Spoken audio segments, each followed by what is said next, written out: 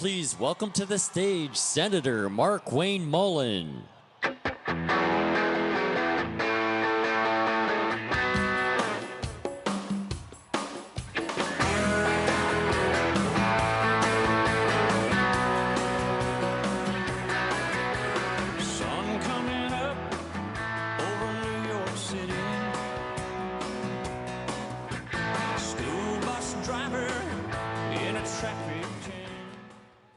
How's it going, everybody?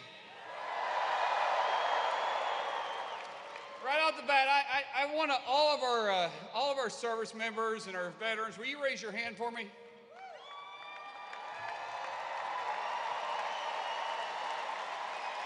Let me tell you thank you, because I want you guys to look around. We're here because of the sacrifice you made. Thank you so much. You guys fought for this country. You gave us a right to do this, and I want to talk about another fighter we have that's fighting for this country, right? You and I are here because we're fed up where America is headed right now. The Harris-Biden administration has failed America. And we need a fighter. We need one that knows how to fight back against an overbearing government. We need a fighter by the name of Donald J. Trump. We need a fighter that knows how to win a fight, and man, we know he knows how to win a fight. President Trump is not only going to fight against the bureaucrats in Washington, D.C., but he's also going to fight to bring down inflation. He's going to fight to bring back energy independence. Drill, baby, drill.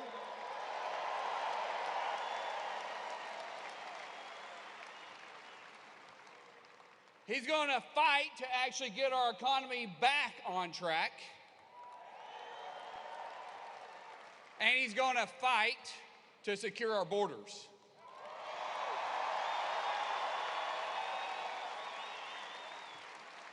Now, I know a little bit about fighting, and I know a fighter when I see one, and the man I'm talking about tonight showed great courage during an assassination attempt. The man stood up, he raised his fist in the air, and for all Americans, he said, "Fight, fight, fight." That's the guy we need to get this country back on track. This is a man I call my friend. This is a man that's soon to be the 47th President of the United States of America.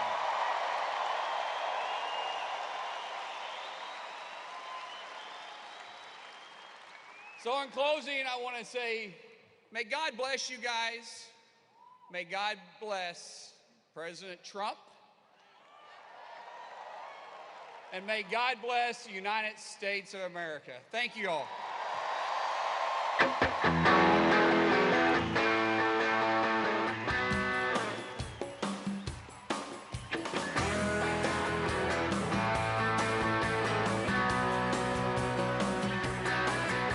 Sun coming up over New York City.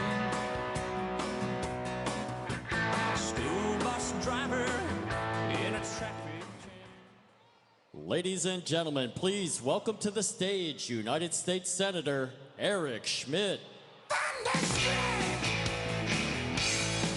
Thunderstruck! Yeah, yeah, yeah, thunderstruck! Thunderstruck!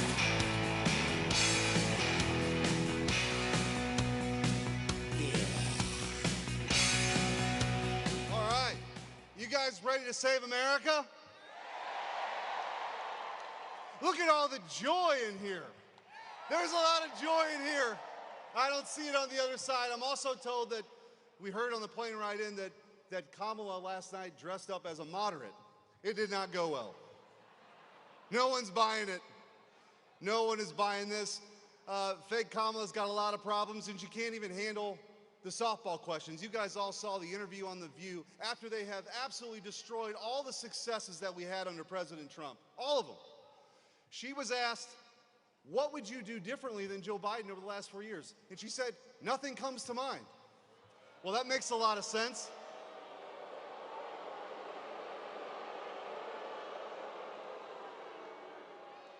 Under President Trump, we had a 45-year low in illegal immigration. We had a booming economy. The great working people of this state and across the country were able to buy more. They could afford a house, they could afford a car. All that's gone. The sticker shock every week at the grocery store is a testament to their failed policies. Every single thing that they've done has been a total disaster, but here's the good news. We're just a few days away from electing President Donald J. Trump.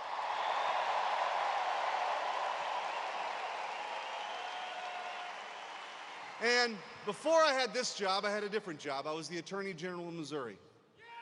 That's right. And we took those vaccine mandates all the way to the Supreme Court, and we won. We took that student loan debt forgiveness scam to the Supreme Court, and we won. We took on big tech and exposed censorship in Missouri versus Biden. And let me tell you, I know a little something about fighting back, but I've never seen anybody as tough and willing to fight than President Trump. What we saw on that stage in Pennsylvania when he came within a millimeter of losing his life, his first reaction was to do what? Stand up and say, fight, fight, fight. So we can honor that. We can honor that courage with courage of our own. There's a reason why they call us garbage. There's a reason why they call us deplorables. There's a reason why they try to censor us. It's to silence us. It's to intimidate us. It's to try to get us to not come out and know that we have the right vision for America, but we know that we do. So here's what we need to do. On Tuesday, if you haven't done it already, vote. Get out and vote, because all the polls, they're great. These rallies are great. They're important, but the most important poll is going to be on Tuesday. So when you listen to all these great speeches and President Trump's got a humdinger coming for you, text 10 friends. Make sure somebody gets to the polls, because if we all do that, if we all fight back on Tuesday, we're going to make sure that President Trump is the 47th President of the United States. God bless you, and God bless the United States of America. Let's go. Let's go. Thunderstruck! Thunderstruck! Yeah, yeah, yeah, thunderstruck! Thunderstruck!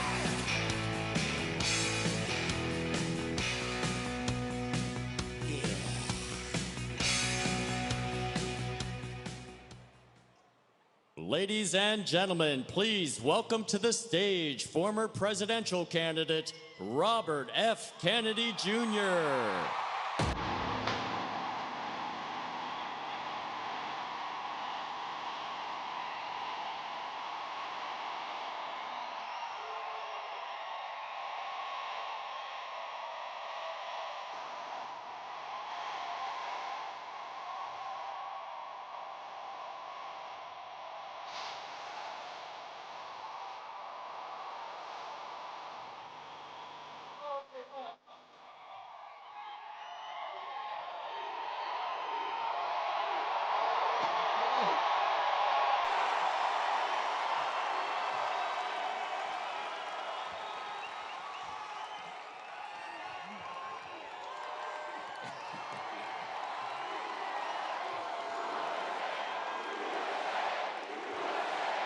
USA, USA. Thank you very much.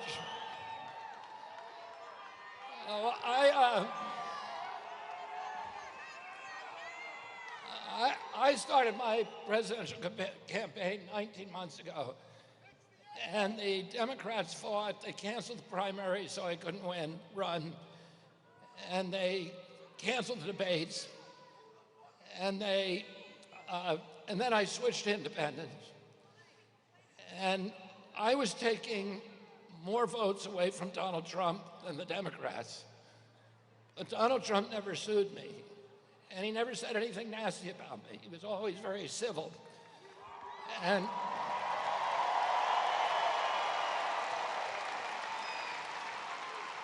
the Democrats sued me, and they sued me to keep me off the ballot. They spent $10 million. They filed suits in 10 states. And then when I endorsed President Trump in August, they sued me to keep me on the ballot. And they lost most of those suits. Yes, 2 days ago, they won 2 of them in Wisconsin and in Michigan. And why did they do that? They did that because they want to confuse the voters. They want to interfere with the election because they're keeping somebody on the ballot who's not running. So when you go to the voting booth on Tuesday, you're going to see my name on the ballot. But I do not want your vote. I want you to vote for Donald Trump.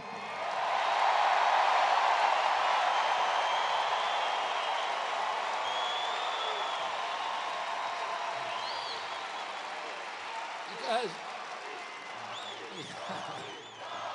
I do.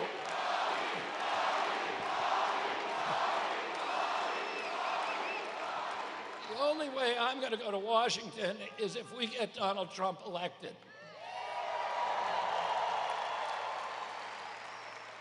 And that's the only way we're going to fix this catastrophe that is impacting our children, this chronic disease epidemic. When I was a 10-year-old boy, my uncle was president of the United States, and 6% of Americans had chronic disease. Today, 60% do. When my uncle was president, we spent 0 on chronic disease in this country. There wasn't even medications for any chronic diseases. Today, we spend $4.3 trillion every year. It's 5 times our military budget. It is bankrupting our country. It is hurting our national security. 77% of American children cannot qualify for military service because of a chronic disease diagnosis. When my uncle was president, 3% of Americans were obese. Today, 50% of our children are obese. And this isn't true in other countries. In other countries, it's the same as it was then. In Japan, 3% of the people are obese. It's impacting our country because we're mass poisoning ourselves, and we're poisoning our children. There's 1,000 ingredients in our food that are illegal in Europe. And the problem is not those ingredients. The problem is the corruption in Washington, D.C., the capture of our agencies.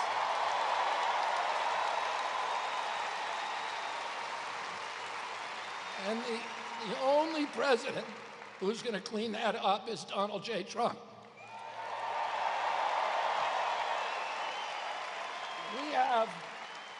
We have the sickest children in the world. When I was a kid, the autism rates, and today in my generation, 70-year-old men, 1 in 10,000 of us has autism. In my children's generation, it's 1 in every 34 children, 1 in every 24 in California. When I was a kid, juvenile diabetes was unknown. The typical pediatrician would see 1 case of diabetes in his entire career, a 40 or 50-year career. Today, 1 out of every 3 children who walks through his office door is diabetic or pre-diabetic. We are killing our kids. 40% of our kids are on antidepressants. The sperm counts have dropped 50%. Testosterone levels have dropped 50%. American girls are reaching puberty at 10 to 13 years old, 6 years younger than they were a generation ago. We are destroying these children. I had 11 brothers and sisters. I had 70 first cousins. I never knew anybody with a peanut allergy. Why do 5 of my kids have peanut allergies? Why do all of our kids have eczema and asthma and allergies? This is not normal. I know what a normal child looks like. And our kids today are injured and they're damaged. And they're damaged because we're being poisoned. And that comes from corruption. Oh.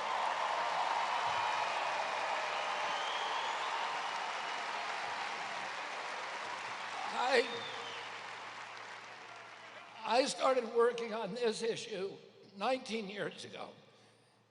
And for 19 years, I have got every morning, without one exception, I have said a prayer to God to put me in a position where I could end the chronic disease epidemic.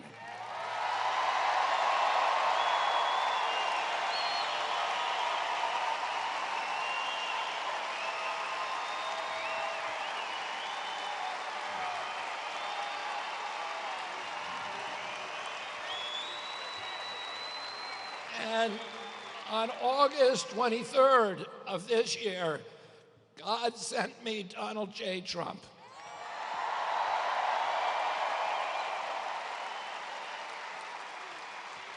And Donald Trump said to me in Milwaukee, we met for 2.5 hours, and he said, I want you to join my campaign and unify our efforts, and I'm going to end the foreign wars, the addiction to war. The $200 billion that we sent to Ukraine, we're going to spend it here in the United States.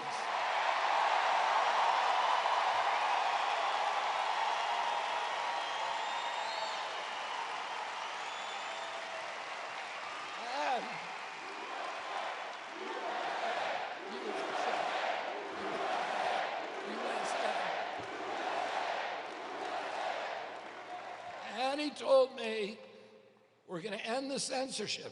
We're going to end the surveillance. We're going to end the weaponization of our enforcement agencies against the American people.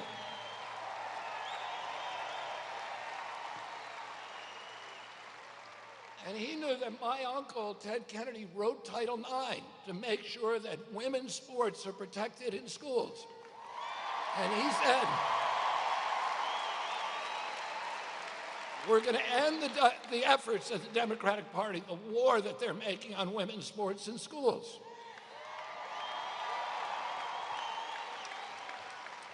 And he said, we're going to end the chronic disease epidemic, and we are going to make America healthy again.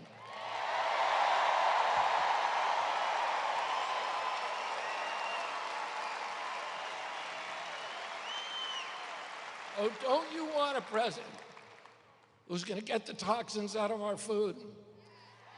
Oh, you want a president who's going to end the corruption in Washington, D.C.? And don't you want a president who's going to end all the foreign wars that are sucking away our money and our... And don't you want a president who's going to end the censorship, end the surveillance, and protect the Constitution of the United States?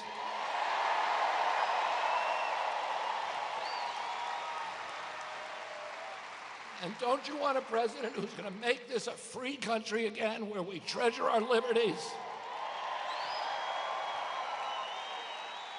A president who's going to make America healthy again. A president who's going to make America great again.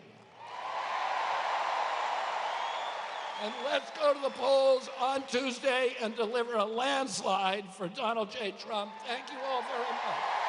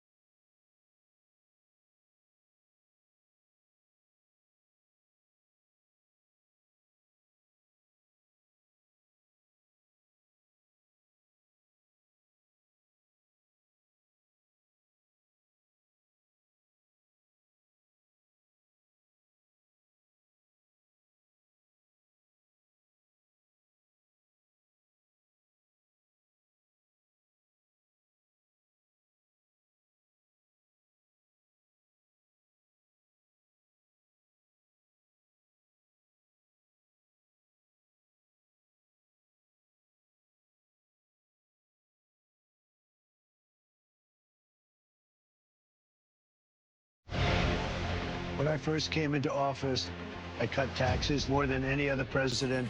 We have created 7 million new jobs, and it led to a growth like we've never seen before. We developed the greatest economy in history by far. When I left office, it changed.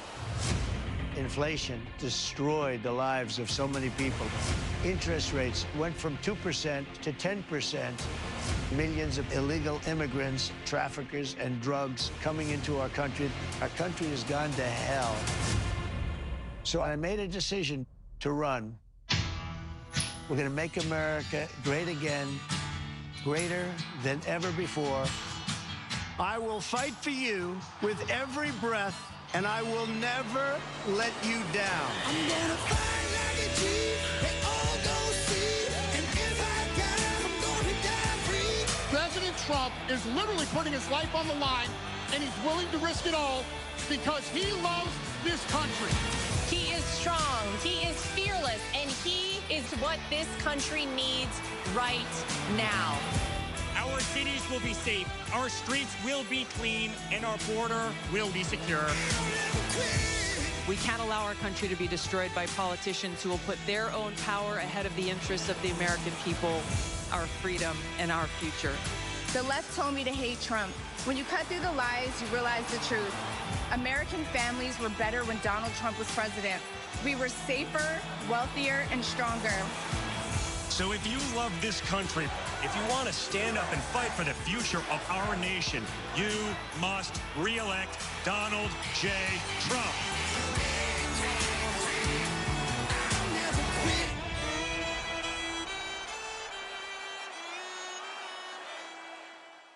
Ladies and gentlemen, please welcome the next president of the United States, President Donald J. Trump.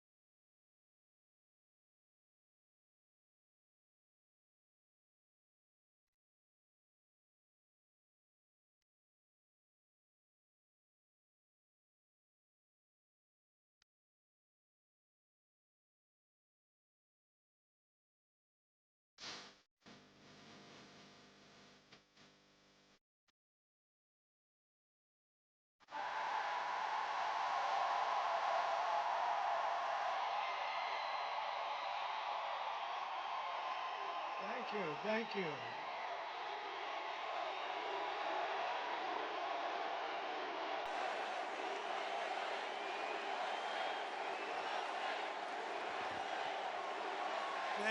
Thank you very much. Wow, what a crowd this one is, huh? What a crowd. Look at that up in the rafters. no, you guys okay? Can you see that place? Low up there. Well, I have some friends up there. They couldn't get seats. Can you believe this? Thank you very much, everybody. It's great to be in Milwaukee. We love Milwaukee. And a very special welcome to, we love this place, right? We got it, the ship contract. We got it, the biggest shipping contract. You know that? We love being in Wisconsin. I'm thrilled to be back in this beautiful state with thousands of proud, hardworking American patriots. That's what you are. And we have a country that's going to hell, but we're going to turn it around very fast. And I'd like to begin with a very simple question. Very simple. Are you better off now than you were 4 years ago? So I've come today with a message of hope for all Americans with your beautiful vote. Oh, we don't want your money. I don't want your money. I want your damn vote. Okay?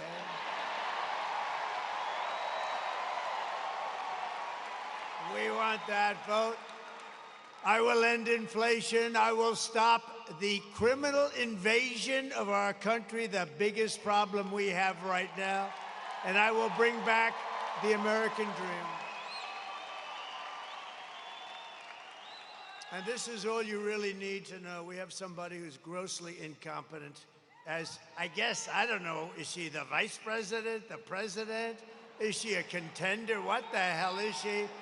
Kamala broke it, and I will fix it, and we'll fix it very quickly.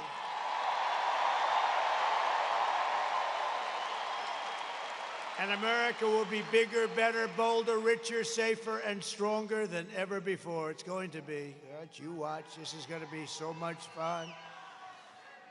That's the good thing about that little slippage that they had, that little, you know, because it showed how bad they are. It showed how bad they are. And there's never been spirit like we had. There's never been any race that we've ever had in the history of this country that's had this kind of spirit. So I just want to thank everybody.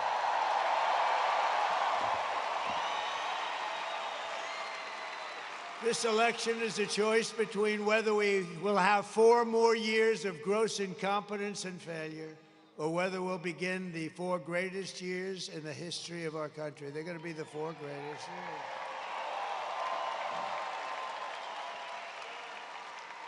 And I'm asking you to, it's very hard for you to do this, to be honest with you, because you look at what's happened to our country and how the hell can you do this? But I'm asking you anyway to be excited about the future of our country again. Just be excited. We're going to turn it around. And I'm asking you, dream big. The American dream, just dream big. We're bringing it back. This will be America's new golden age. It's going to be the golden age. Look at this place. I mean, what the hell? How do you beat it? How do you beat it, huh?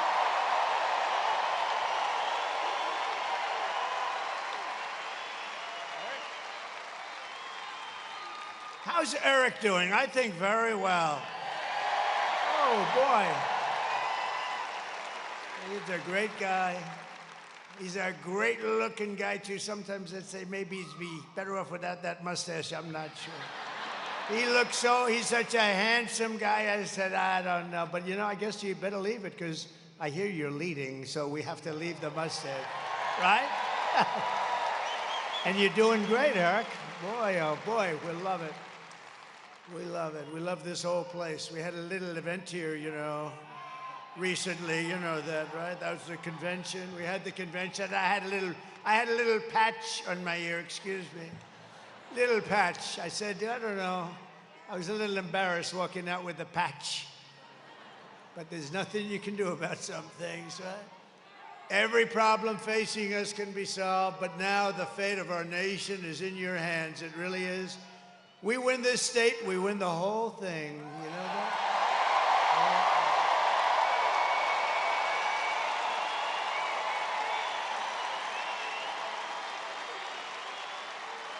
On Tuesday, you have to stand up and you have to tell Kamala that you've had enough, that you can't take it anymore. She's been the worst vice president in the history of our country. And you remember, just 5 months ago, everybody was saying she can't run, she's grossly incompetent. She was the worst vice president in history. We're not going to take it anymore, Kamala. You're fired. Get the hell out of here.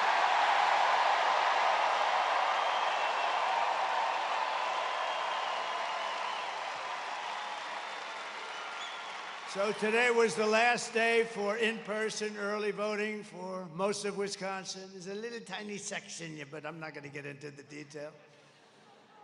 But you still have until Sunday to vote early here in Milwaukee, as well as in Madison and Green Bay and Racine. We love Racine.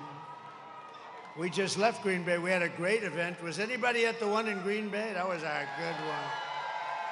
That was, how's your football team? You know what I liked? I love Brett Favre.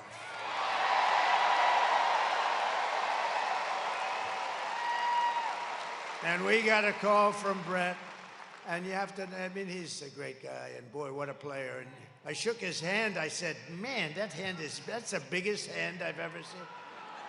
His fingers were like sausages.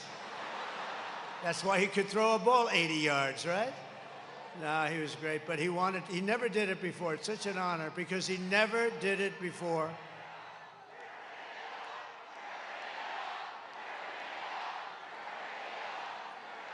Thank you very much. No, Brett never did that before. You know, as an athlete, it's hard to do a little bit. You can't do it. You lose some fans, maybe. Who knows?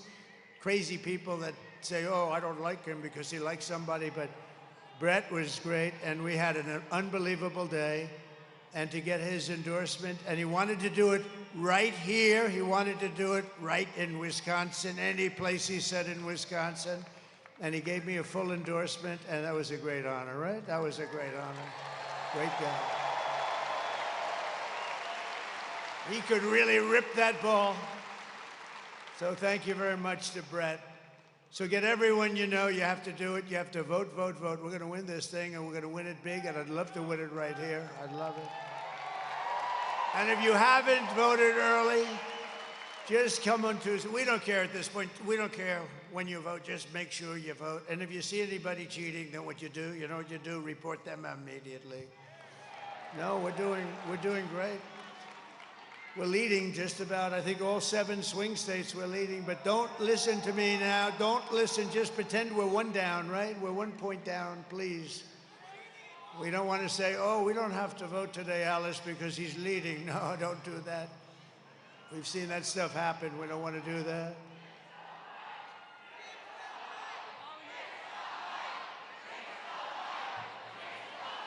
Oh, the mic. Yeah, I think the mic stinks. I think it stinks.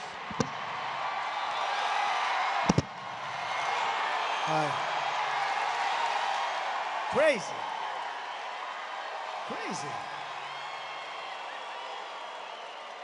Oh, that's what I was wondering what the hell they were shouting. I think this mic stinks, by the way. And then we don't pay the contractor. I say, don't pay the contractor. Then they write a story. Trump doesn't pay his bills. He's a bad guy. No, the mic is terrible. I had another one today. You know what? I've done 3 of these today. Somebody said maybe what we could do is maybe we could just skip the last one. I said, there's no way I'm skipping. There's no way. And this is the best one of all. Look at this place. Thank you.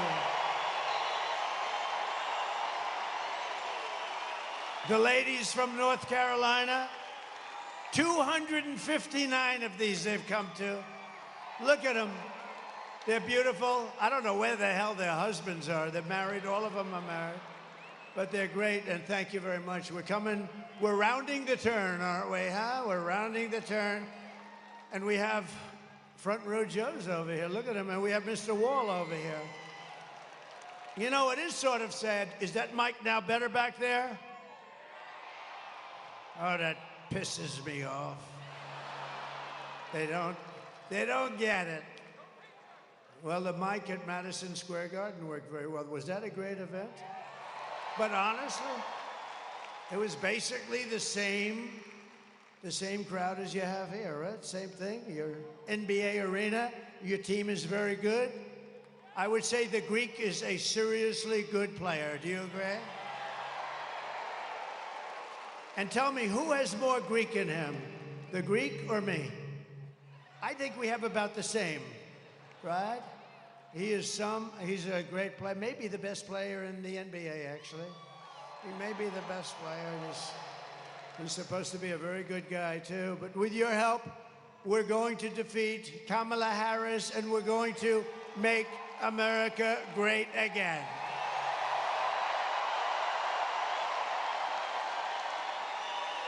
Thank you very much. Thank you. So in breaking news, the economy created a pitiful, you won't even believe this, the economy stinks. What timing? What timing? 4 days before the election, they have among the worst numbers ever in history. Nobody's ever heard.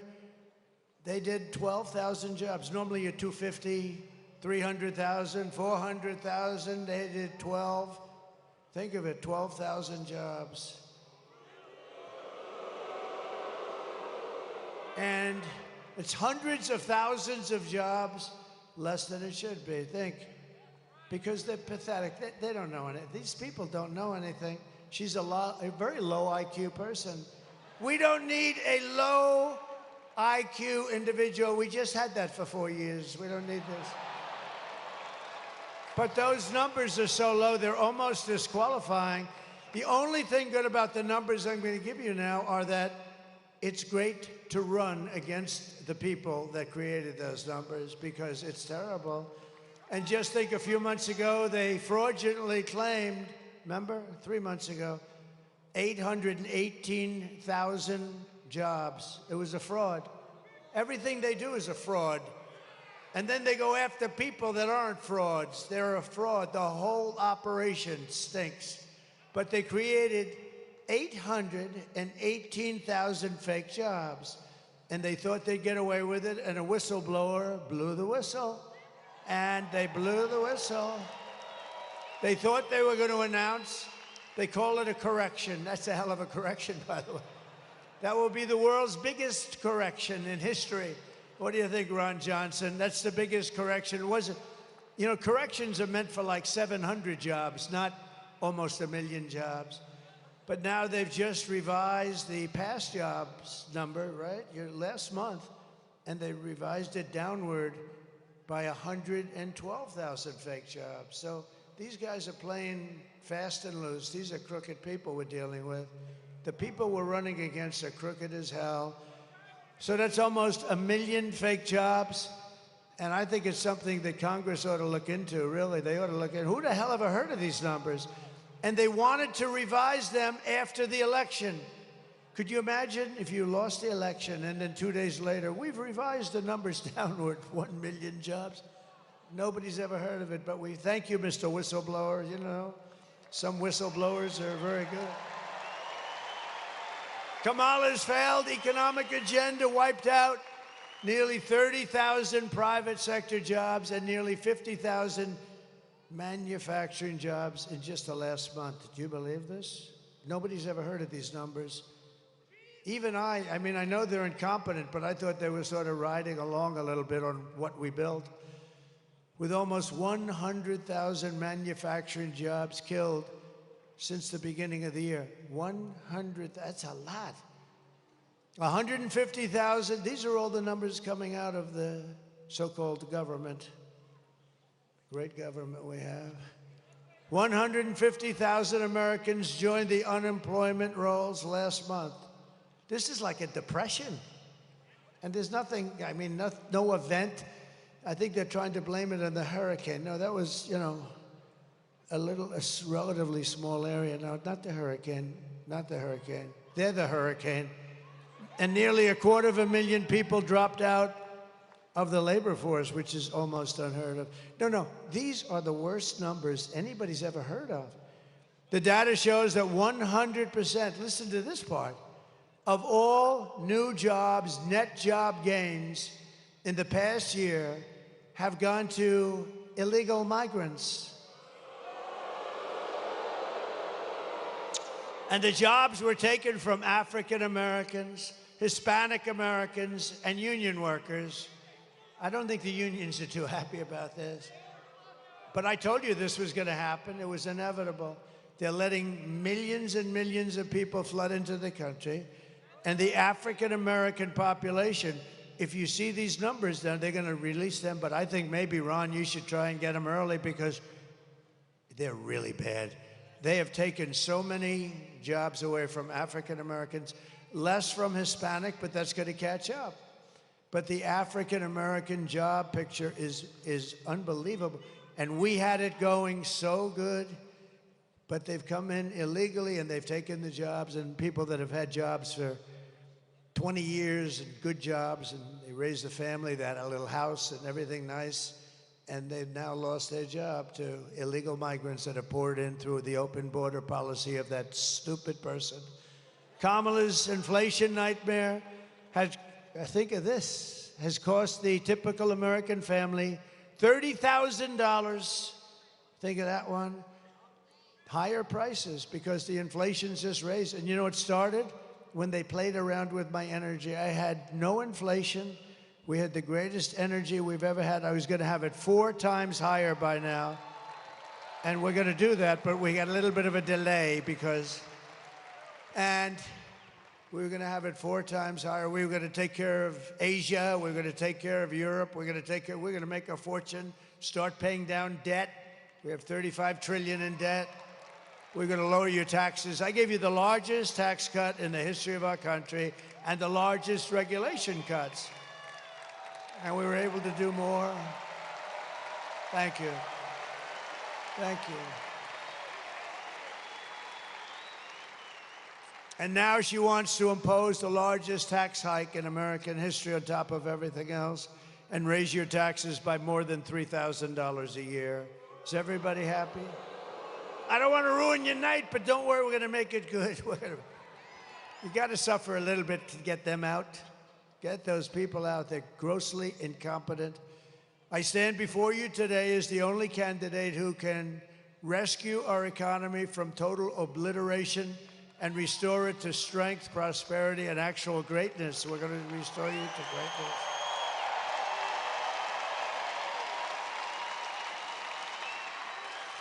As the just released numbers plainly indicate, the economy is now a disaster. And are you listening to this, press? They're the most dishonest human beings. Are you listening to this?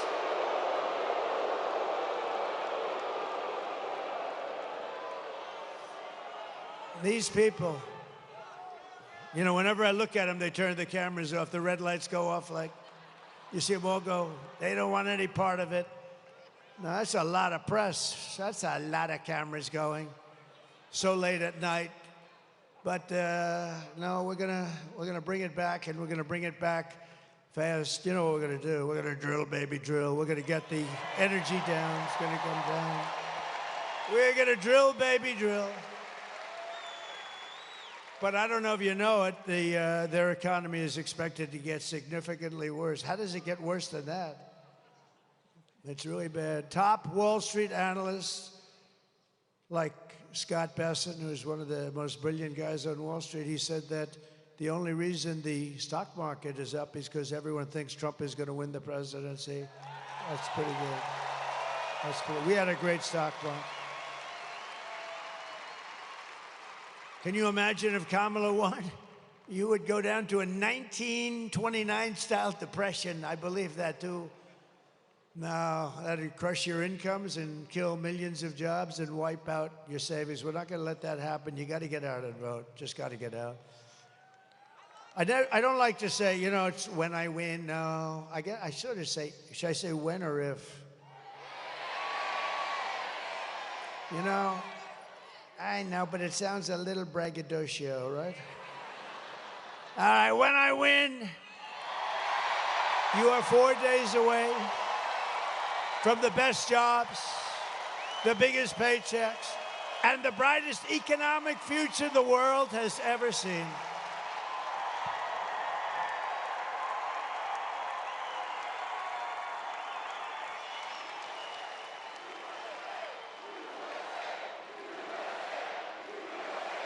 Thank you. That's so nice. Thank you. Thank you. I will massively cut taxes for workers and small businesses, and we will have no tax on tips. No tax on overtime. And for our seniors, ready? No tax on Social Security benefits. And I am going to, this was given to me by a friend of mine. Actually, this was given to me by a great political reporter. She said, "Sir, why don't you support and give a tax credit for family caregivers who take care of a parent or a loved one?" I said, "That's a good idea." So we're going to do that. Do you know, if you didn't have those people, you would not have enough hospitals in this country to take care of anything. You'd need to double your hospitals, and you still, those are the greatest people on earth, and they do it with love.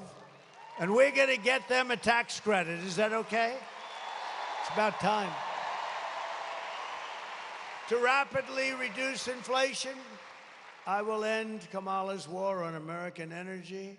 We're going to drill, baby, drill. We're going to frack, frack, frack.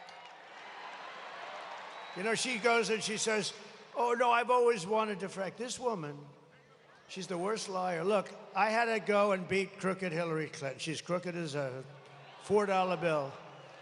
You know, I've never held a microphone up so long in my damn life. It's like I'm weightlifting. Sucker's heavy. But she's crooked as hell, right? Crooked Hillary. But she was less like, she didn't lie this way. This woman, Trump is going to do, he's going to terminate your Social Security in his first week in office. No, no, no. I'm the one that's going to keep it going. No increases in age. He's going to ruin Medicare. He's going to do that. I see her today. She's at a news conference. First of all, she's exhausted. She looks like, no, she's exhausted, right? Man. And you know what? I've gone 62 days, no days off. I've done so many. I've done so many.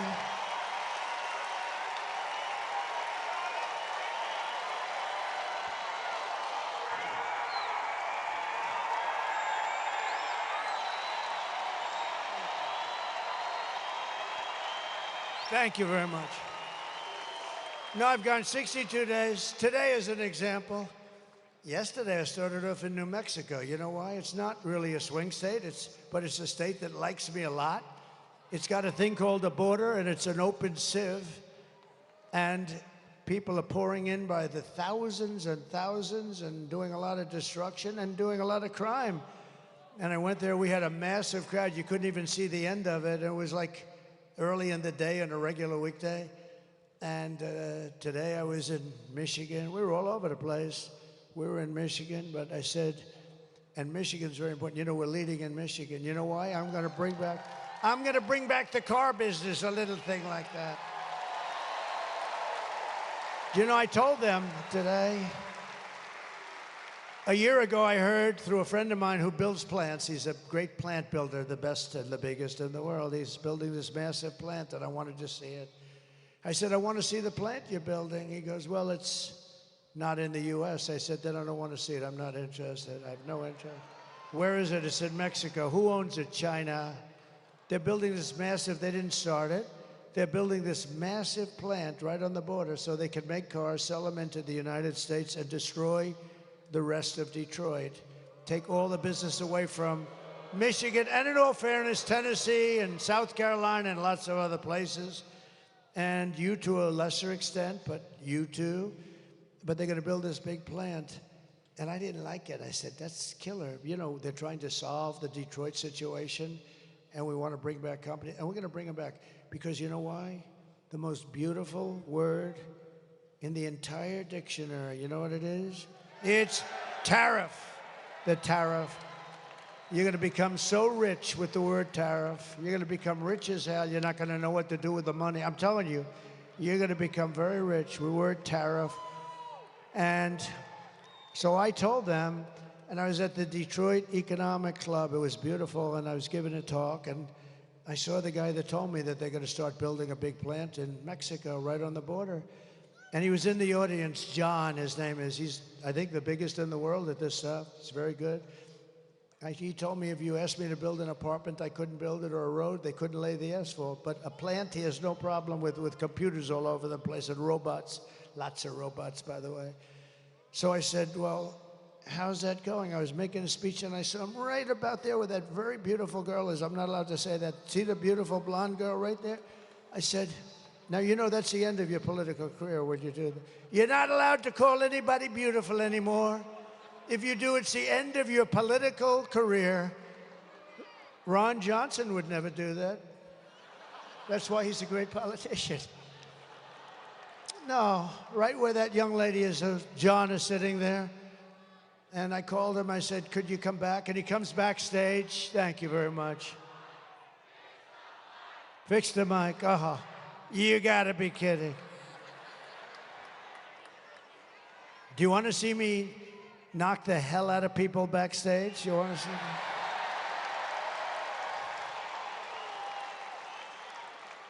I don't mind if they want to come up a little forward or something, but it's a pretty stupid situation, but that's okay. I get so angry, I'm up here seething. I'm seething, I'm working my ass off with this stupid mic. I'm blowing out my left arm, now I'm gonna blow out my right arm, and I'm blowing out my damn throat too, because these stupid people. I'll make you a deal. Pretend you're listening to it perfectly, and I'll come back and do another one, okay? With a decent... It's so stupid. And you know, the only thing I ask for, I don't care about lighting, I don't care about teleprompters, because I never read the damn things anyway. By the way, isn't it nice to have a president that doesn't need a frickin' teleprompter?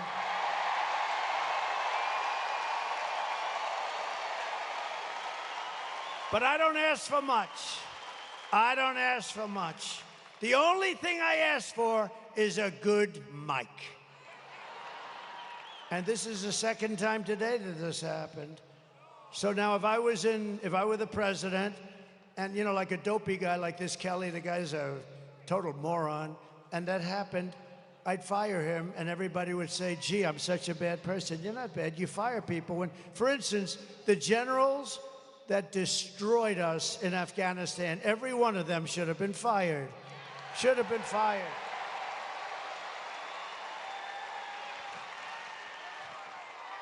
Hello? Hello? I don't think so. Hello? Is that better? Is that better? That's terrible. Is that better back there? Is that yes or no? What crap. The only thing I ask for is a mic. You don't have to give me, I don't even need a stage. I don't give a damn. Give me a good mic. And I went through 2 of these today. And it knocks the hell out of your throat. But so far I'm doing okay, right? Okay. Is that better? Yeah. And did you notice I came in today, I said, and you know, this is after 4 of these things. I mean, in all fairness, I mean, I'm a human being, right? I come in, and here's the problem. I said, oh man, it's too low. I said, it's too low. So, I had to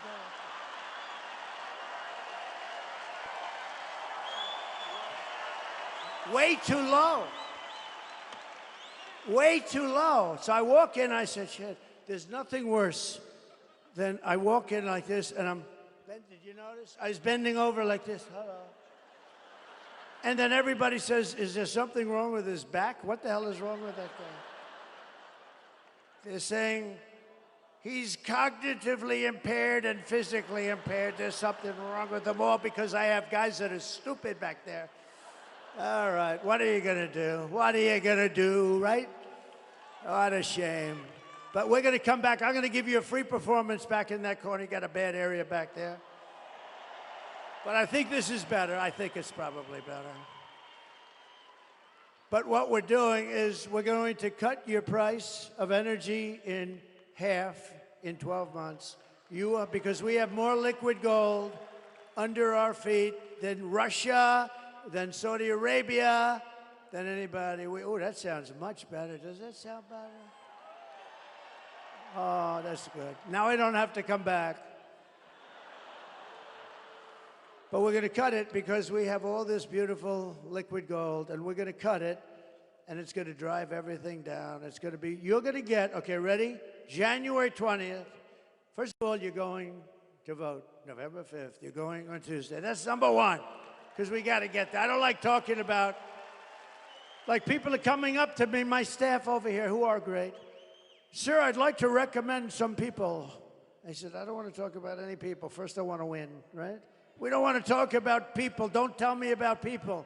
Everybody wants a job. Remember, there was a moment where they were saying, oh, nobody wants to work for Trump. He's too difficult. He said, let me tell you a little secret. They die to work for us. You know why? Because they all want to be this glamour deal. They want to be in this beautiful administration.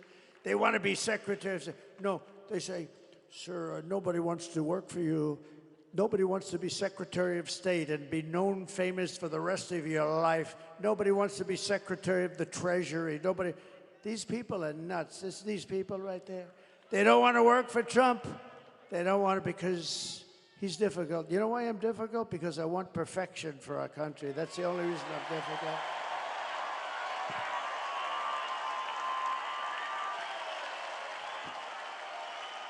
So I will terminate the Green New Scam, one of the great scams in history. Remember our country was going to be dead in 12 years. Remember that? Well, we came up at the 12. What happened? Where are we? Let me tell you, they have global warming, right? They said global warming. They used to call it, but now they call it climate change. You know why? Because climate change covers cold, if it's too cold, if it's too climate change. We're suffering climate change. If it's cold, that's good. If it's hot as hell, that's good. It used to be global warming, and that wasn't working because we're actually cooling. So we have that. But you know, the biggest warming problem we have is nuclear warming. So they talk all the time about the ocean will rise in 500 years, 1/8 of an inch. Who the hell cares, okay? But we have maniacs that have nuclear weapons, and we can't let that happen. And you need a smart president. As an example, Russia would have never gone into Ukraine if I were president. Zero chance with Putin. Zero. And everything Biden said, I said he's saying the exact opposite of what he should be saying. Israel would have never happened. That attack, October 7th, would have never happened. What a shame, right? What a shame. You know what else wouldn't have happened? Afghanistan, we would have left sooner, but we were going to leave with dignity and strength. Instead, we lost 13 great soldiers. I know their families. You know, Biden and Kamala would never call the families, not even one little phone call. I don't think they really wanted to hear from them in the end.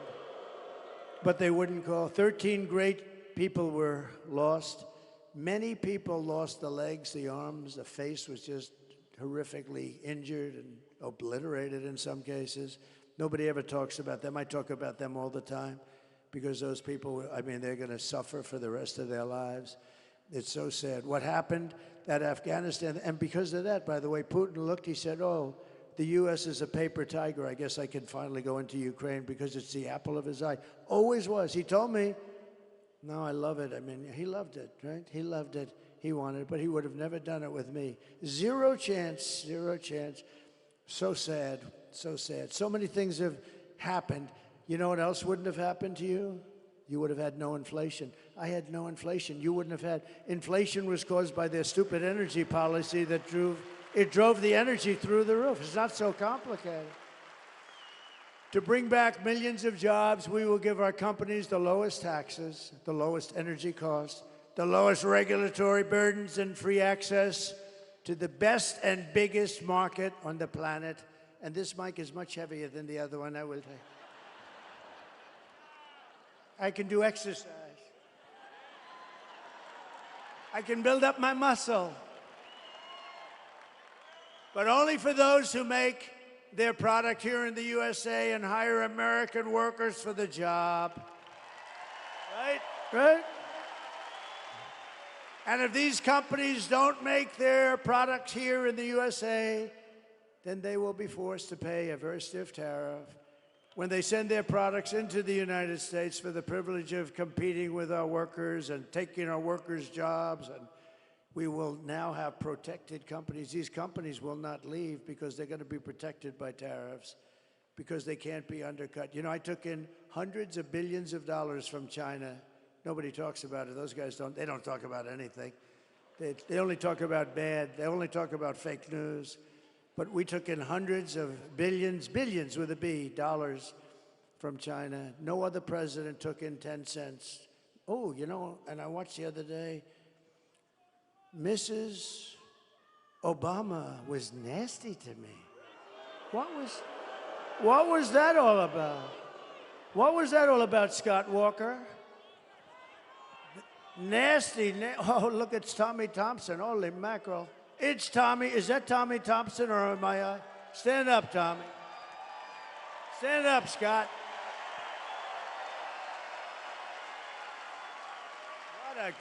What a couple of real pros, good guys. But Tommy, I got along with him great. You know, in 2016, I wanted to win Wisconsin so bad. He said it's not doable. He said, you are a very difficult state, but I won it. You know that.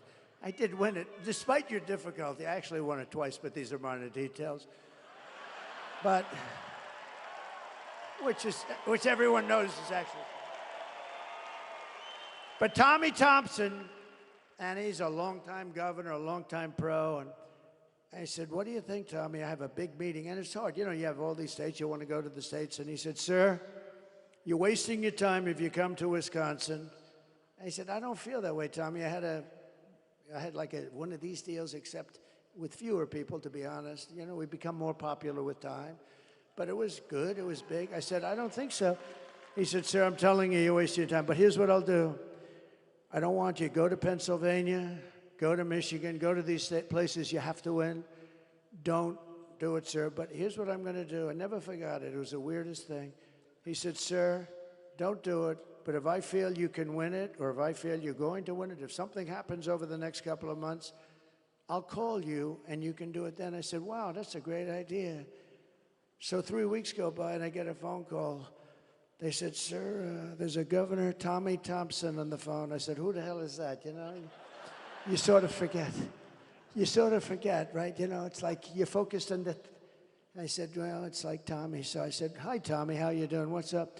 Sir, it's time for you to get in that little chopper and come right up to Wisconsin. You're going to win this sucker. He said, you're going to win it. And he was right, right? He was right.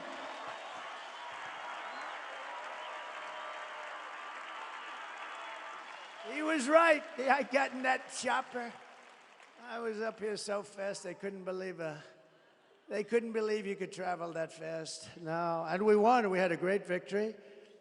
And I will say this, we're much more popular. This is a much bigger movement. You know, Make America Great Again, MAGA, it's the greatest movement by far in the history of our country. It's amazing. There's never been anything like it. And people don't even fight it anymore, really. They don't win, but it's the greatest movement. And when Biden was doing that thing with the purple background, you remember that? He looked like the devil, right? Remember that? Sebastian, have you gotten taller, Sebastian? What's going on with you? Sebastian, do you remember? Why are you standing? Do they not have a seat for you? He's giving me applause before we... He's a great guy. Does everybody listen to his show? He's been loyal. I'll tell you one thing. That guy was with me through thick and thin. Anything that came up, he said, the president is innocent. I said, oh, thank you, Sebastian. He would say, I don't know exactly what they're accusing him of, but he's innocent. No, Sebastian's been great. He's been a very good, loyal friend, a really good friend and a really talented guy, smart.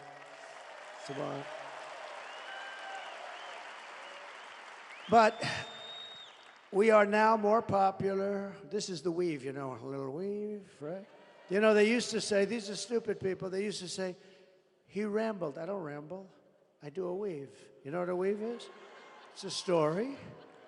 And as you're telling the story, you realize that there's a little offshoot, go up here. But the key is then you have to come back. And then you're doing the story, you're getting down to bottom line, and boom, you do another little weave. Then sometimes you do a weave off a weave. It's here, and then back. It's called a weave. And one guy got it right, a writer. They said, Trump is a totally brilliant guy. He said, he's the most, I've never seen anything, because you always have to end up in the right place, or then you're rambling, you know, then you're rambling.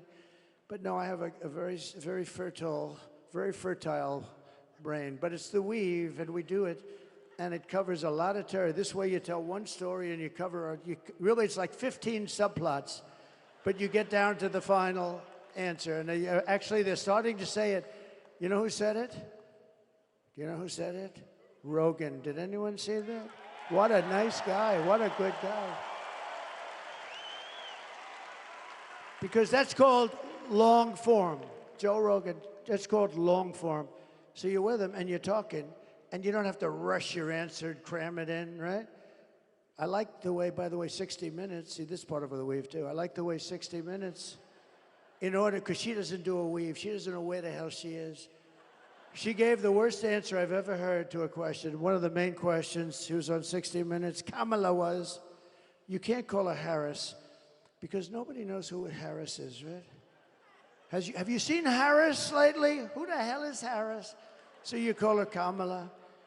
But on 60 Minutes, they did something that was amazing. I never thought, I think it's the worst scandal in the history of broadcast. I mean, I think it's the worst scandal. She gave an answer which showed that she was grossly incompetent. It was crazy. It was just like all words. They had no meaning, no effect. They took the entire answer. They said, yes, we adjusted it slightly, yeah. They took the entire answer out, threw it away, and they took an answer down here that had nothing to do with it and put it, which was still crappy, but at least you could make a case. So they took the answer out and they put in a new answer. And I said, that's terrible. It's part of the news division. They get free licensing. They're worth billions, by the way, but the government brilliantly gives it to them for nothing, and they're all crooked. ABC's crooked as hell. Look at this David Muir, the way he was asking stuff. This guy, pretty boy. And his hair's not as good as it used to be, by the way. It used to be much better. But you know what? He was asking stuff. I said, what the hell is he asking? He said, crime went down. I said, only a fool would say crime went down. Crime didn't go down. It went.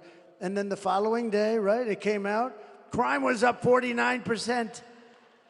It's terrible, but what 60 Minutes did is unbelievable. They took the answer out, they replaced it with another answer. You got to see them trying to explain, Sebastian. They're trying to explain why they did that one. Did you ever do that? Would you ever do that? See, he may do that for me, but I don't think so, right? If he did, he wouldn't be talking about it, that I can tell you. But he may. I don't want people to do that. You know what they do? They take mine. Mine is a beautiful, beautiful answer. But here's what they do. They cut out part of the weave, and then it doesn't sound so good anymore. But what 60 Minutes did, and CBS, I think the license should be taken away from CBS. And I think that 60 Minutes should be forced to either close or take a very extended stay. And I'll tell you what, if a conservative broadcaster ever did what they did, it would be the end of their lives. Everybody would be in jail. Everybody would be in jail, what they did. And so in honor of you, we sued them yesterday for a lot of money.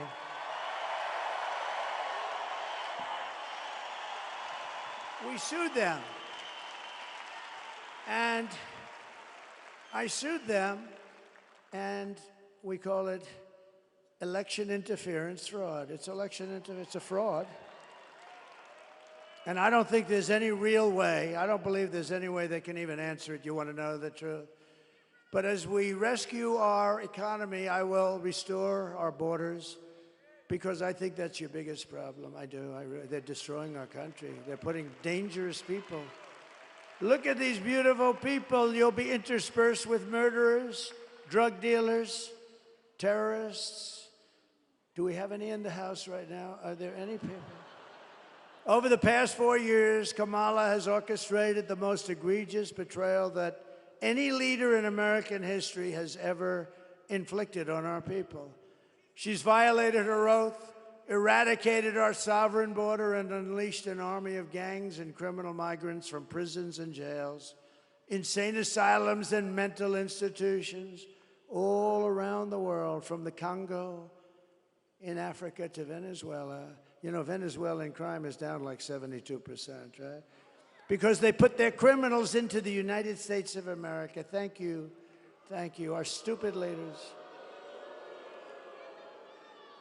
And they're stealing countless American lives. You'll see that in a couple of minutes. It's horrible what's going on. It's a terrible situation. Today I want to hear directly from a mother whose world has been absolutely shattered. This is a young, beautiful mother who I met at one of the rallies, and we said, "Do you mind if we do this?" She was so I had some of the toughest people I've ever seen with me. They were all crying when they saw this. Wait till you see this, please. Sunday night, I asked her to not stay up super late because of her coming to work with me in the morning first to do her summer school. She said, okay. I told her good night and I love you. I went to bed, not realizing that that was going to be the last time I saw her. We're best friends. Yeah. We're going to shake it again. I woke up to notice she wasn't in her bed. I'm in my heart trying not to lose my mind because I don't know where she is. I finally remembered her phone had a location on, and her phone was pinging just 2 minutes down the road, right behind the skate park. I start driving to the direction the phone was being pinged at, and I see a couple cop cars with lights on. I see yellow tape, and immediately my heart drops and sinks to the bottom of my stomach. My daughter's hands and ankles were both bound. She was strangled to death, left with no pants. And I know in my heart, she fought incredibly hard. She was not going down without a fight. We begin with two men we're learning are charged with capital murder tonight, accused of killing a 12-year-old girl. Police say these men strangled her before dumping her into that creek. Both men were in the country illegally. Apprehended, then released by Border Patrol less than 3 weeks before Jocelyn's death. The men accused of killing Jocelyn Nungare are affiliated with the gang known for brutal violence. Kamala Harris was in charge of immigration in our borders. If we had better border policies and not open borders and not these catch and release policies, I truly believe this all could have been prevented. Under her being vice president of this country, my daughter's life was ripped away from her. She had her entire life ahead of her. Happy birthday, dear Jocelyn. My daughter is 6 feet in the ground based off of policies that she allowed to keep. Kamala Harris did have one job, and she not only failed, not me, she failed my daughter, she failed Jocelyn. You know, she was only 12. President Trump reached out, gave me his sincerest condolences as not a former president, but just as a father, someone who cares. I believe Donald Trump needs to be back in office. I can at least know that my next child will be safe in this country.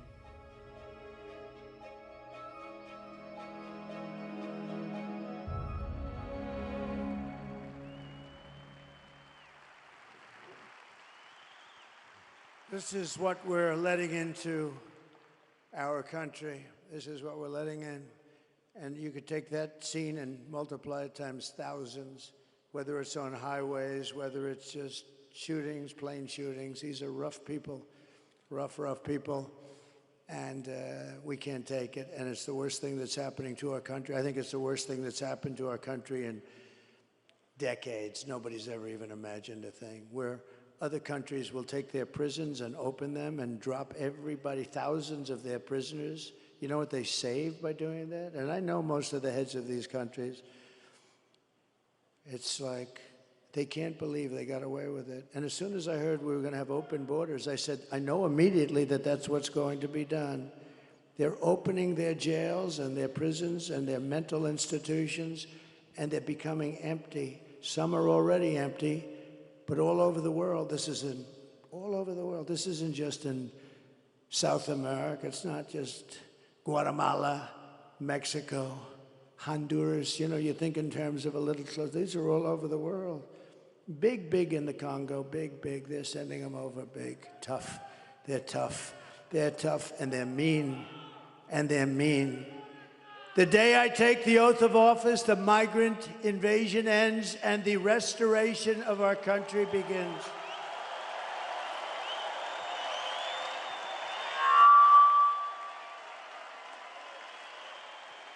The savages charged with brutalizing and murdering Precious, Jocelyn, are members of the same vicious Venezuelan prison gang, Tren de Aragua, that's taking over apartment complexes and unleashing violent killing sprees all over America. All over America, think of it. They're in Colorado. I think Colorado's going to vote for Trump. You know what they did? They were the ones that led the thing to get me up. I was the leading candidate of both parties, leading the Republicans and leading the Democrats 1-to-1. I was the leading candidate. And then they talk about a threat to democracy. And that governor, a radical left lunatic who's petrified of the gangs that are taking over his state, this guy went and told his people to try and get me off the ballot. Can you imagine that? That would have been a fine mess. That would have been a fine mess for the country, wouldn't it? And went to the Supreme Court of the United States, won 9-0, because even the justices that were liberally inclined, they said, we can't do that. You got to beat them at the ballot box. It was very heartwarming to see it as a 9-0. But this governor in Colorado did it. And you know who hated him the most? Are the Democrats in Colorado. They thought it was terrible. The United States is now an occupied country, but it will soon be an occupied country no longer.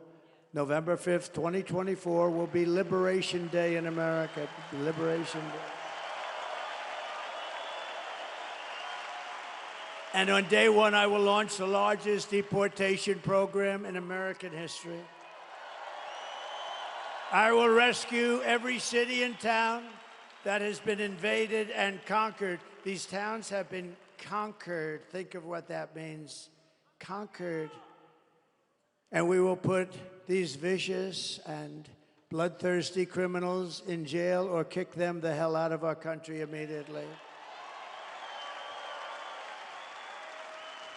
And to expedite removals of Tren de Aragua criminals and MS-13 criminals, which are just about as bad. We took out thousands of MS-13s. You know, they loved Long Island. Isn't that nice? You know, two beautiful girls, 16 years old, were walking to school one day, and MS-13 attacked the two girls, and they sliced them up with knives. They didn't want to shoot them because that's too quick and not painful enough. They took and they killed both girls. And it's lucky that we have ICE around because ICE was extremely good. They were extremely good. And this fool that we have running for president without having gotten one single vote to his 14 million votes, this fool wanted to defund ICE. We want to defund ICE. If you defunded ICE, you had nobody that's tough enough to go in there and get these animals out of our country. She wanted to defund ICE. I will invoke and this is incredible because we had to go back so far. I will invoke the Alien Enemies Act of 1798. That's when they ran a tough country. To target and dismantle every migrant criminal network operating on American soil.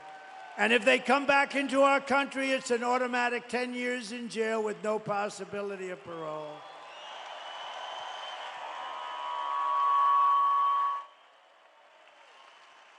And I am hereby calling for the death penalty for any migrant that kills an American citizen or a law enforcement officer.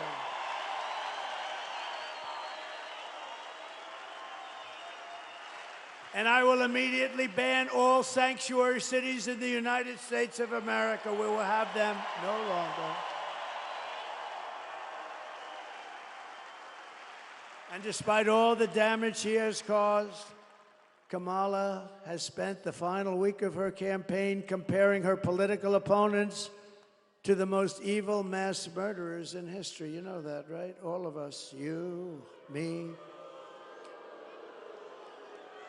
2 days ago, Joe Biden called our supporters garbage. He called them garbage. That's worse than deplorables, isn't it? Remember Hillary? How did that work out with deplorables? Well, garbage is working out even worse for him. They called you, all of us, garbage. We're garbage. And I believe we have 250 million people. I believe we have most of the country is about making America great again. And my response to Joe and Kamala is very simple. You can't lead America if you don't love Americans. You just can't do it. Doesn't work.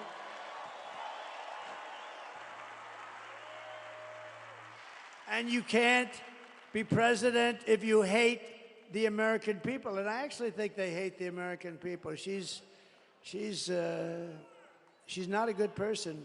You know, her help, 95% of her help left.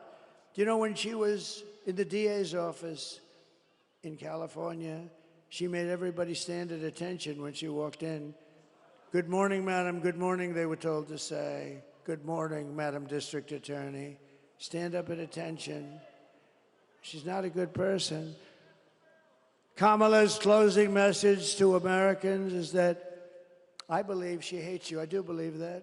I mean, I do believe that.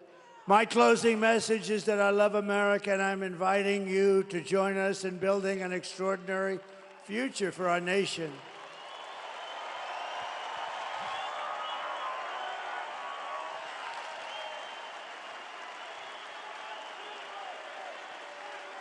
My oath of office is an oath of allegiance to you, the American people. We're gonna straighten this mess out. It's a mess. It's an incompetent mess. I mean, she can't answer. I see her being interviewed yesterday. She can't answer a question. She goes all over the place. She doesn't know what the hell she's talking about. She's crazy. It's crazy. I'm asking for your vote, but I want you to know that whether you vote for me or not, when I win, I will fight for you with every breath in my body. I'm going to fight very hard, whether you vote for me or not.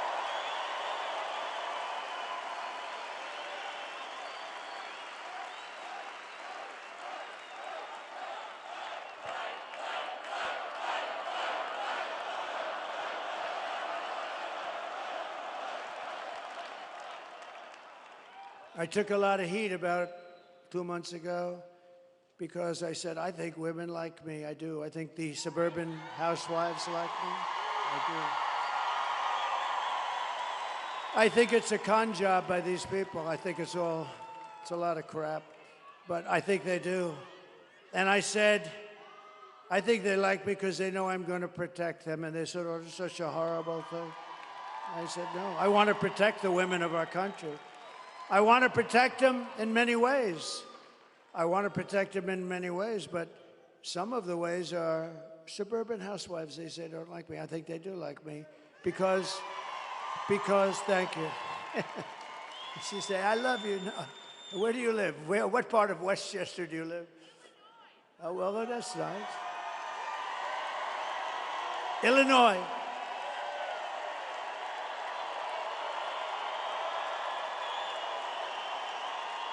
Illinois.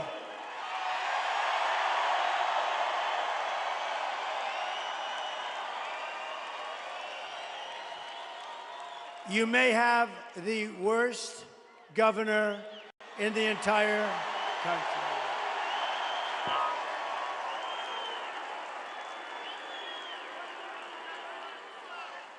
Thank you very much. Yes, we do. He's terrible. They threw him out of the family business, so he decides to run for governor. I know the Pritzker family very well. I was partners with them, actually. They have some good people, but they threw him out because he was not very good, and he ends up running for governor because he's got money, but he's terrible. But I'm not allowed to use the fat word. That's the other word you cannot use.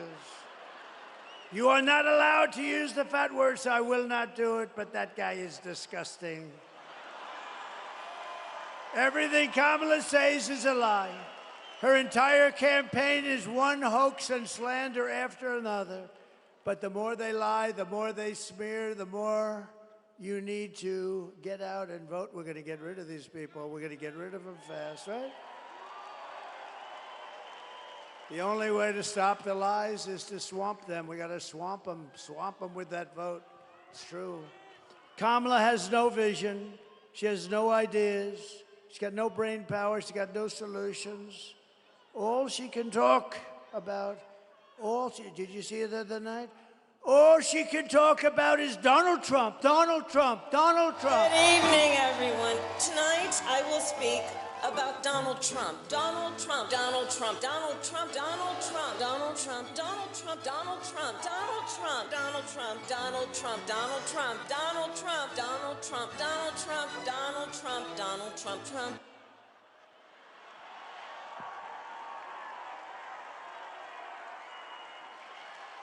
All she talked about.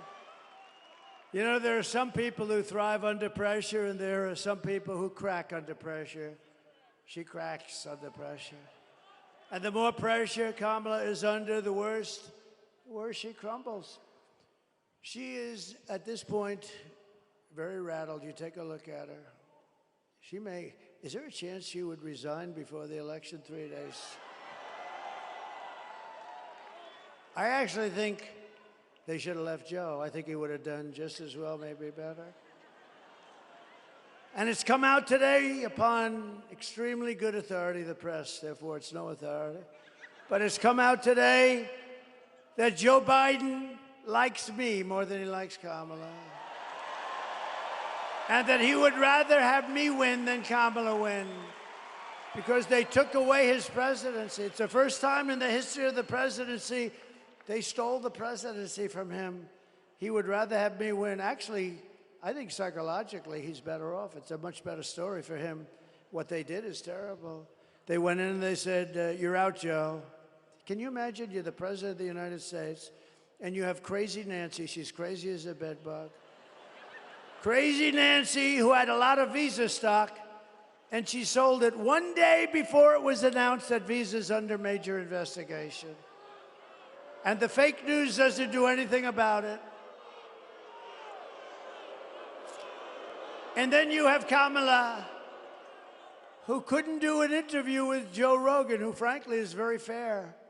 I call him tough but fair, but he's great guy. You know, we had it was the biggest interview. He did me last week, as you might have heard. The biggest interview that he's ever done in terms of hits. Over 100 million, much more than 100 million. How much? Like 100. Where's TikTok, Jack? He knows everything. This TikTok, he's a TikToker. You know, if they're 20 years old and they work, I have a guy, TikTok Jack. When they turn 20, they're finished in that business. No, they're too old, much too old. Then you get sued for age discrimination. If she can't handle an interview, then she can't handle, certainly, President Xi of China. President Putin, he would have never done it. She can't handle anything, but she's not equipped for that. She's not a president. She'll get overwhelmed, meltdown, and millions of people will die. You're going to die. This is not a charity event. This is an election for the biggest and toughest job anywhere in the world. This is the toughest job in the world. With the most at stake, right? So do you want to lose your life savings because we put a weak and foolish and incompetent person in the White House? I don't think so. Do you want to lose your job and maybe your house and pension because Kamala has the economic understanding of a child? The presidency is a job held by Teddy Roosevelt, Abraham Lincoln, Dwight Eisenhower, George Washington, and even Ronald Reagan, people of strength and intelligence, people that have a leadership quality. Would you trust Kamala Harris to talk with Russia or China about nuclear war? I don't think so. I really don't. Would you trust her to steer us out of an economic crisis? I don't think so. Nothing is more dangerous than to give immense power to a very weak and incompetent person with an extremely low IQ. We don't want. We had enough of low IQs in the last 4 years. We can't go through another person who's a dummy. We can't do it. You wouldn't put Kamala Harris in charge of even a kindergarten class. You can't do it. You can't do it. So at the end of the day, you need to ask yourself, can you afford to put someone this incompetent in charge of our country's future? No, you can't. No, you can't. But on top of it all, Kamala says she would not do anything different, not one thing different than Joe Biden did. In other words, she should not run for office because he was the worst ever. Take a look. You have done something differently than President Biden during the past 4 years. There is not a thing that comes to mind. I stood there on the tarmac watching you check your watch. The chaotic and deadly U.S. evacuation from Afghanistan stunned Americans and the world and cost the lives of 13 U.S. soldiers. Would you have done something differently? There is not a thing that comes to mind. More than 13,000 illegal immigrants convicted of murder have been caught at the border and then released into the United States. An Afghan national is in custody today after being accused of plotting an election day terrorist attack. The suspect entered the U.S. on a special immigrant visa. Gut-wrenching new details in the murder of Georgia nursing student Laken Riley. The illegal immigrant suspect, who cops say committed the heinous murder, is a Venezuelan national who crossed the unsecured southern border back in 2022. 2 men investigators say are in the country illegally from Venezuela are charged with capital murder in the death of Jocelyn Nungaray. A fifth illegal immigrant accused of attacking 2 New York City police officers over the weekend showed no remorse or regret. Would you have done something differently? There is not a thing that comes to mind. Only 18% say the economy is in excellent or good condition. US inflation has hit a new 40-year high, increasing by 9.1% over the financial year. Authorities saying Train de Aragua, which has been linked with more than 100 criminal investigations here in the U.S., has now been found operating its criminal enterprise in apartment complexes. Were you the last person in the room? Yes. Thank you. There is nothing that would come to mind. Can you imagine? How about the 325,000 children that she could have saved if she had the correct policy? No, she doesn't want to bring that up either now. She actually would have changed things, but she couldn't think of it. You know, she didn't have enough time. She only had about 4 days to prepare. If you want to end this disaster, you must get out and vote. We're going to solve this problem very quickly. It's going to happen fast. It's going to be beautiful to watch. We're pleased to be joined today by your next senator from the great state of Wisconsin, Eric Hovde. Eric, thank you very much. You're going to have a great, great career. He's a good man, too. Good man, loves the state. And he is he central casting? And I'll tell you what, she is a disaster. Okay, she's a horror show. Thanks as well to Senators Ron Johnson. Ron, stand up. Wow. Good man. He's a good man. He really is. Thank you, Ron. Great job. Great job. Thank you. We have a man who's just become recently, he was a great attorney general, and he's now a senator. He won a big race, a tough race, a race that everyone said, well, there's no way anybody's going to win this race. And he beat somebody that was supposed to win. And he's become a star in the Senate, Eric Schmitt. Eric, thank you. Thank you. And from the great state of Oklahoma, I love Oklahoma. You know, they have 77 counties, and I won all 77. You know who second was? Ronald Reagan. Ronald Reagan was second. He won 56. I won 77. I have to move there immediately. I have to move. Mark Wayne Mullen. Thank you, Mark Wayne. Thank you. Thank you very much. Thank you, Mark Wayne. And we have Representatives Brian Stile. How are you doing with the Act of Blue or whatever it's called? You got to get it done before the election. He's working on one of the biggest scandals in the country. It's like where the Democrats put money into the Act Blue or whatever the hell they call it, and massive amounts of money, and everybody's talking, and he's in charge. So we're going to blame you if nothing happens, right? No, but everybody knows it was a rip. But honestly, you got to get this stuff done before elections, not after elections. And we learned that. They're finding all sorts of things now in Pennsylvania. Who would have thought you had to do this? But good luck with that, Brian. That's so important, okay? Thanks. Good luck. Scott Fitzgerald. Scott, thank you very much. Thank you. Great. Good job you're doing. Kevin Hearn. Thank you, Kevin. Thank you. We appreciate it. These are warriors, by the way. And a real warrior. He grew up here, and he moved to Texas. He's one of the most popular guys in Texas. He's a congressman. He could do anything he wanted. They love him. And he actually asked for a leave of absence. He said, if you don't mind, I'd like to go to Wisconsin, where I grew up. I want to help the president win that state. He left Texas, and you know what Texas said? We love you for doing it because we have no problem. And, you know, we win Texas by a lot. This is always a little bit tighter. It shouldn't be tighter. It should be the same thing. Oh, I wish it was the same thing. Texas has been so good. But, you know, they view him as a hero for doing this, as opposed to, gee, why is he not in Texas? And he's been up here for 4 months. He's got his brothers helping him. He's a great congressman, and he's a fantastic man, Troy Nels. Thank you, Troy. Have your brothers stand up. Your brothers stand up, fellas. Boy, oh, but the whole family came up here. Really, they came up just to help me. It was so really incredible. And candidate for Congress, I don't want to mess with this guy. He's a big, powerful man, Randy Niemeyer. Thank you, Ray. Look at the size of that guy. I met him backstage, Scott. I met him, and I said, wow. And former governors, Scott Walker and Tommy Thompson. Great people. Great. Thank you, Scott. Great. Two great guys. A very respected man in D.C. and here, a friend of mine, a great lawyer, Reince Priebus. Reince?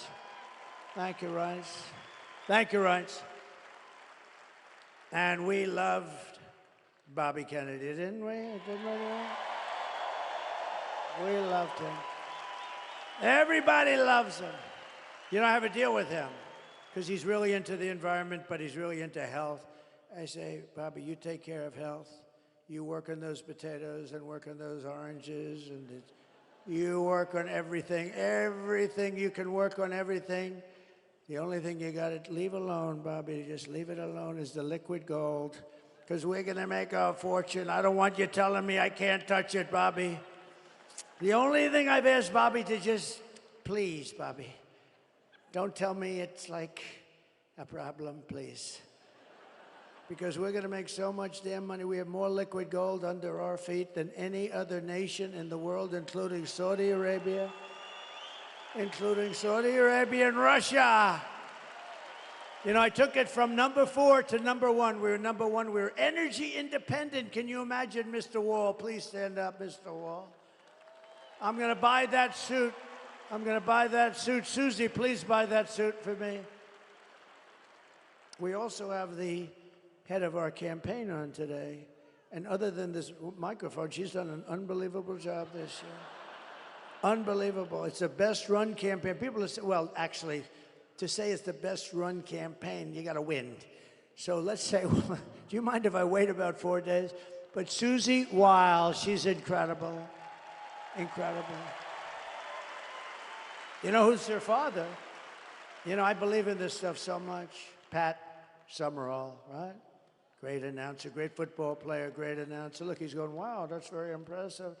But no, we believe in genetics a little bit, right? But Susie's done an incredible job. And thank you, Susie. You really have. And Chris and everybody else, right? Thank you, everybody.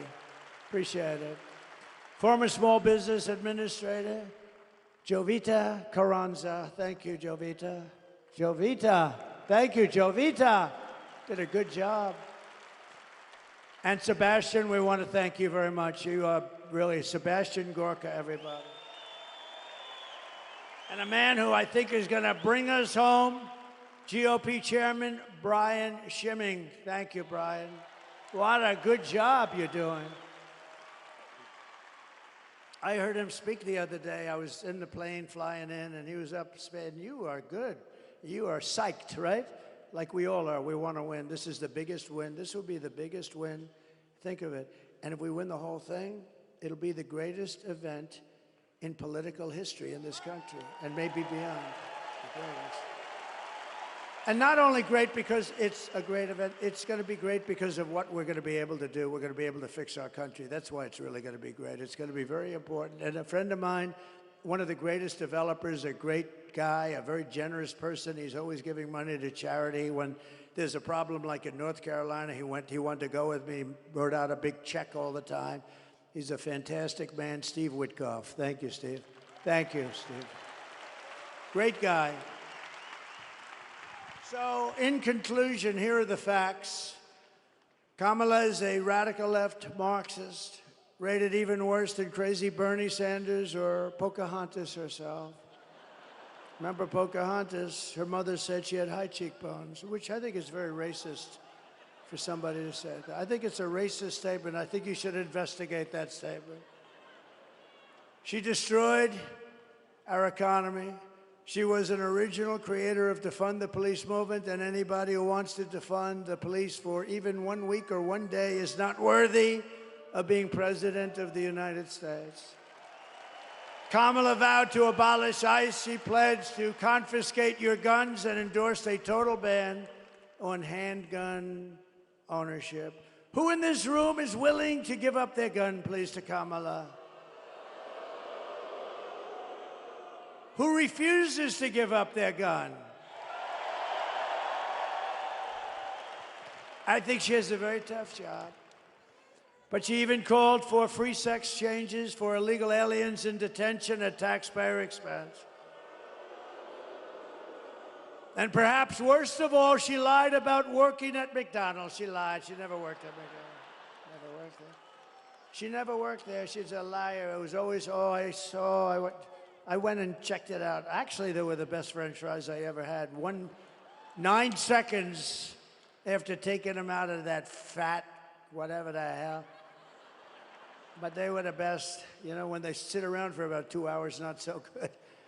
With your vote this November, we're going to fire Kamala, and we are going to save America.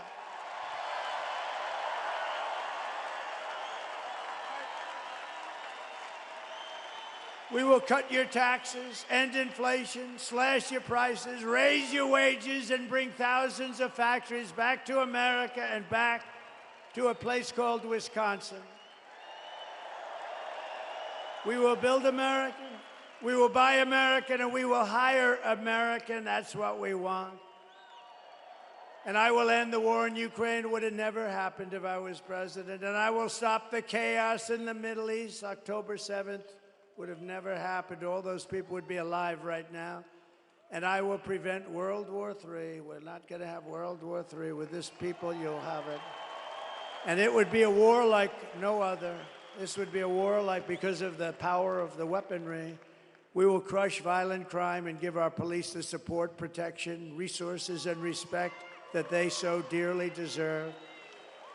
We will strengthen and modernize our military. We will build a missile defense shield over our country, all made in the USA. And we will rebuild our cities, including our capital in Washington, D.C., making them safe, clean, and beautiful again. We will teach our children to love our country, to honor our history, and to always respect our great American flag. And we will put in a bill into Congress. They say it's unconstitutional. I don't know why, but we're going to protect our great American flag. Anybody burning the American flag or destroying our American flag gets 1 year in jail. Thank you very much.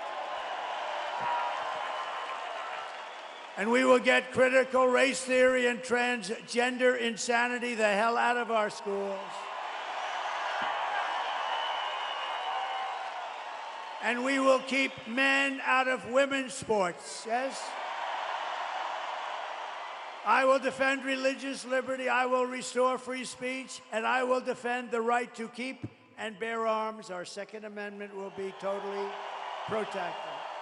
After years of building up foreign nations, defending foreign borders, and protecting foreign lands, we are finally going to build up our country and defend our borders and protect our citizens and our land, right? And we will stop illegal immigration once and for all. It will be stopped. And we want people to come into our country. We do. We want people. But they have to come in legally through a system. They have to love us. They have to love our country. We will not be invaded. We are not going to be invaded. It's like an invasion. It's like a military invasion. You know, the guns and weapons they have, some of these guys have, they're military grade. They're at least military grade. Some are better than military grade. We will not be invaded. We will not be occupied.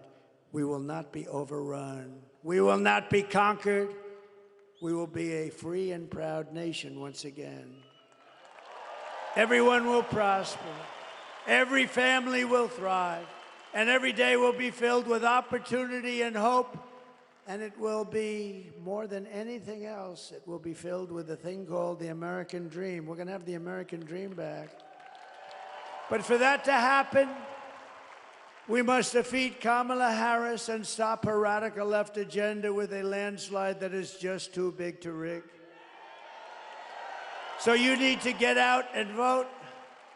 For the past 9 years, we have been fighting against the most sinister and corrupt forces on earth. They are corrupt, sinister, horrible people.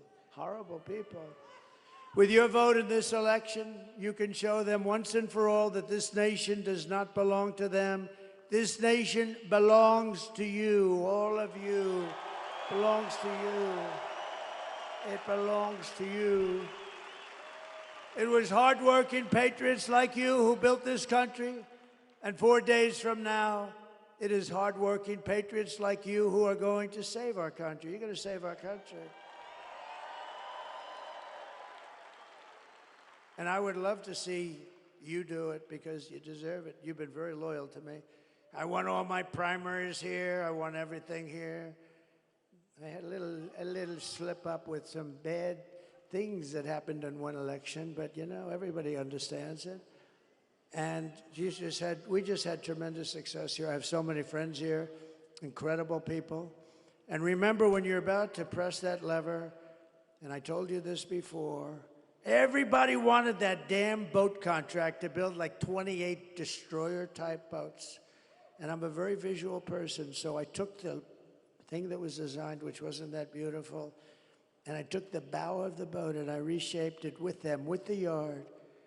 Right? You know the yard we're talking about. Great yard. That's correct. Thank you very much. And I took it and I said, no, you got to have a little more point. You got to see this thing. It looks like a yacht with lots of guns on it, and they've done a great job. And everybody wanted it. Every state wanted it. Some of them won't even talk to me still. But I wanted that one of the biggest contracts, right, Ron? That was one of the biggest contracts. And Ron helped me a lot, and I wanted it to go to Wisconsin, and it went to Wisconsin, and they're building their little hearts out. So when you're ready to press that lever, Sebastian, remember that beautiful boat. Remember the yacht with guns all over it. After all we've been to, and we have been through a lot, but after all that we have been through together, we stand on the verge of the 4 greatest years in American history. We're going to make them great years. We're going to make them great years.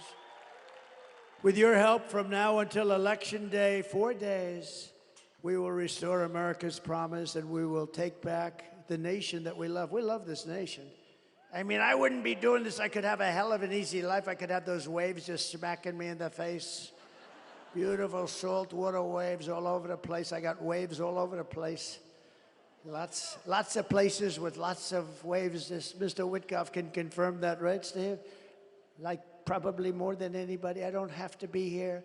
But if I had my choice, I'd rather be right here with a broken down shit microphone in Wisconsin. I would rather be in Wisconsin than some beautiful beach. I would rather be right here. Because we are one people, one family, and one glorious nation under God. We will never give in, we will never give up, we will never back down, we will never ever surrender. Together we will fight, fight, fight, and we will win, win, win. We're going to start winning again. November 5th will be the most important day in the history of our country, and together we will make America powerful again. We will make America wealthy again. We will make America healthy again. Thank you, RFK Jr. We will make America strong again. We will make America proud again. We will make America safe again. And we will make America great again. Thank you. Thank you very much, Wisconsin. God bless you. God bless you all. Thank you.